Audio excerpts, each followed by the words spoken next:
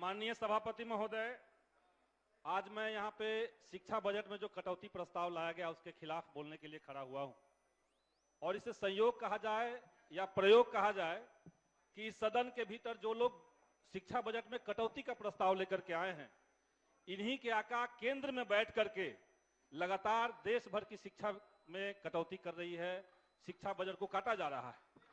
देश का यह दुर्भाग्य है कि 2014 में एक ऐसी सरकार केंद्र में आई है जिनके राजनीति और विचारधारा के प्रचार प्रसार के लिए यह जरूरी हो गया है कि जनता अनपढ़ रहे। अगर लोग पढ़ लिख लेंगे, अगर लोग तर्कशील हो जाएंगे, वैज्ञानिक सोच वाले लोग हो जाएंगे, तब इनकी राजनीति कहां चलेगी। जो झूठ पे, विभाजन पे, तर्कहीनता पे और अंधविश्वास पे राजनीति टिकी हुई है, वो कहां चल पाएगी। और इसीलिए हम देख रहे हैं कि केंद्र की तरफ से लगातार इस देश की शिक्षा को दुश्मन की तरह और देश भर के जो शैक्षणिक संस्थान हैं उनको वार जोन की तरह, युद्ध के मैदान की तरह ट्रीट किया जा रहा है।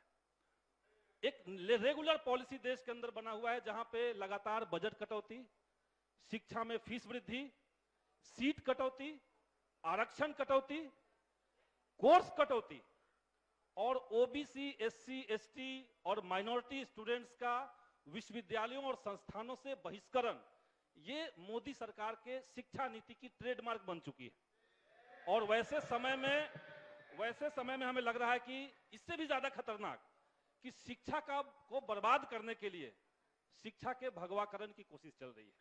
और ये 3 लेवल पे चल रहा है, नियुक्ति के स्तर पर, नियंत्रण के स्तर पर और पाठ्यक्रम के स्तर पर। वाइस चांसलर से लेकर के रजिस्ट्रार तक, रेक्टर, प्रोक्टर, असिस्टेंट प्रोफेसर और यहां तक कि पीएचडी स्कॉलर्स की जो नियुक्ति हो रही है, जो उनका चयन हो रहा है, उसमें न तो कोई योग्यता क्राइटेरिया है, न उसमें कोई एक्सपीरियंस क्राइटेरिया है, बल्कि क्राइटेरिया सिर्फ ये हो रहा है कि आप बीजेपी और आरएसएस की विचारधारा के प्रति वफादार हैं कि नहीं। अगर आप हैं तो आपको ले लिया जाएगा, अदरवाइज नहीं लिया जाएगा।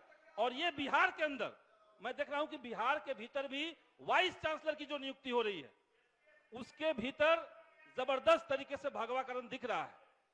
इस भगवाकरण ने शिक्षा व्यवस्था को जड़ तक महोदय बर्बाद कर रखा है।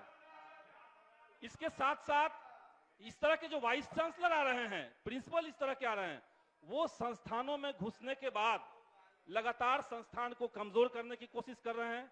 वहां के डिसीजन मेकिंग बॉडी को खत्म किया जा रहा है और इनके जो स्टूडेंट विंग है, एबीवीपी, उनको देश भर के विश्वविद्यालयों में, कॉलेजों में खुल करके मारपीट करने और हिंसा फैलाने की छूट दे रखी गई है।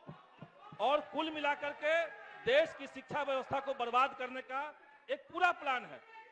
अब हम बिहार के विश्वविद्यालयों की तरफ, बिहार की शिक्षा व्यवस्था की तरफ आते हैं महोदय। हम देख रहे हैं कि बिहार के तमाम जो विश्वविद्यालय हैं,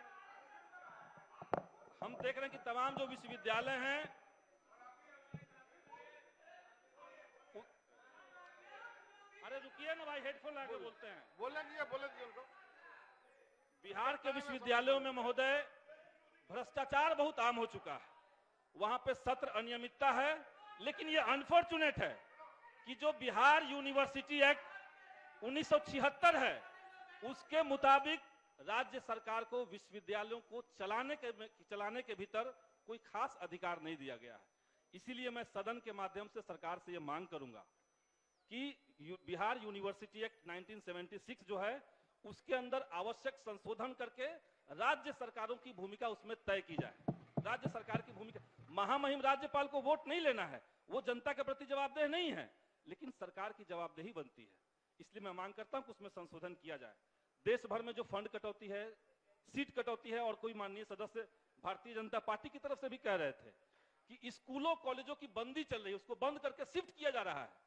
तो इन तमाम जो पॉलिसी है, इसको समेट करके केंद्र सरकार ने कोविड के टाइम पे 2020 में नई शिक्षा नीति 2020 लाई थी। और मैं आज यहां पे सदन से मांग करता हूं कि विधानसभा के भीतर, चूंकि शिक्षा जो है वो समवर्ती सूची में आता है, राज्यों के भी अधिकार है, केंद्र के भी अधिकार है, तो लेकिन राज्य सरकार इस बात को समझे कि नई शिक्षा नीति 2020 शिक्षा के व्यवसायीकरण का, शिक्षा से गरीबों की बेदखली का एक खुला फरमान है। इसलिए सदन से सदन में इसको खारिज करने का एक प्रस्ताव लाया जाए, ये मैं सरकार से महोदय मांग करता हूं। अभी जो बजट सरकार की तरफ से रखा गया है उसमें शिक्षा के ऊपर कुल व्यय का 17.9% खर्च सरकार करने जा रही है और देश भर में ये सबसे ज्यादा खर्च करने का एक पैमाना है प्रतिशत के मामले में अगर देखें। लेकिन ये जो क्षण है ये जो खुशी का पल है ये बहुत क्षणिक क्यों है? क्योंकि जब हम per capita expenditure on education देखते हैं, शिक्षा के ऊपर प्रति व्यक्ति का जब खर्च हम देख रहे हैं तो ये देश में सबसे निचले पायदान पर है। सबसे ज्यादा प्रतिशत देकर के शिक्षा के ऊपर भी सबसे कम हम लोग शिक्षा पे प्रति व्यक्ति खर्च कर पा रहे हैं, जो सिर्फ 3245 रुपए है। तो इसका सीधा मतलब है कि बिहार सरकार को की जो लंबे समय से मांग रही है केंद्र से कि हमें विशेष राज्य का दर्जा दिया जाए, ये वही मौका है। आप सबसे ज्यादा प्रतिशत खर्च कर रहे हैं लेकिन प्रति व्यक्ति सबसे कम पहुंच रहा है। तो इसलिए सरकार, जो भारतीय जनता पार्टी के यहां लोग बोल रहे हैं, वो अगर विशेष राज्य का दर्जा देने के पक्ष में नहीं है तो कोई हक नहीं इनको बनता है बिहार की शिक्षा व्यवस्था पे कुछ बोलने का। तो ये एक मांग हम यहाँ पे रखना चाहते हैं। इसके अलावा हम देख ही रहे हैं कि पूरे देश के भीतर नया जो मोडानी पॉलिटिक्स है, मोदी और अडानी की जो पॉलिटिक्स है, उसमें कितना जनता की संपत्ति को अडानी के ऊपर दिया जाए, उसमें सिर्फ 5% पैसा निकाल करके अगर बिहार की शिक्षा व्यवस्था को दिया जाए तो निश्चित तौर से बेहतर रिजल्ट आएंगे, ये हम चाहते हैं। ये बिहार की जो व्यवस्था है, शिक्षा व्यवस्था है, उसमें स्थिति खराब है, ये हम जानते हैं। लेकिन अगर सरकार कुछ विल पावर दिखाए, इच्छा शक्ति अगर कुछ दिखाए तो ये बेहतर हो सकता है। पिछले साल बजट सत्र में जब मैं विपक्ष में था और मैंने मांग रखी थी कि कॉमन स्कूल सिस्टम बिहार जैसे पिछड़े राज्य के लिए क्यों जरूरी है, जो इस सदन के स्पीकर हैं वो महोदय भी उस समय विपक्ष में थे, उन्होंने भी बात रखी थी इसी बात के पक्ष में कि कॉमन स्कूल सिस्टम लागू होना चाहिए। और पूर्व मुख्यमंत्री माननीय जीतनराम मांझी, यहाँ मांझी जी मौजूद हैं, इन्होंने भी कहा था।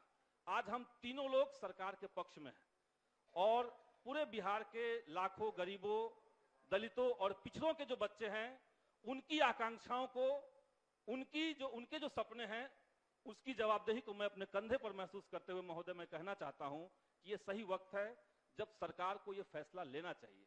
सरकार को ये फैसला लेना चाहिए कि बिहार में कॉमन स्कूल सिस्टम लागू होगा और इसमें अगर सरकार का तनिक भी कोई इच्छा शक्ति है तो इस सदन के भीतर से इसकी संभावनाओं को तलाशने के लिए एक कमेटी का गठन कर दे।